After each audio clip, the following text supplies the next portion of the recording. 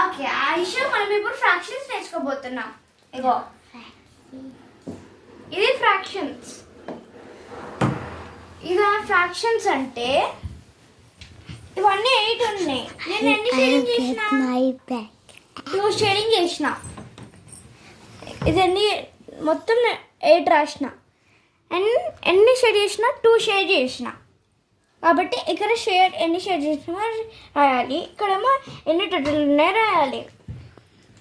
దాని తర్వాత ఇది ఒక ఏదైనా షేప్ తీసుకొని ఫ్రాక్షన్ అంటారు దాన్ని.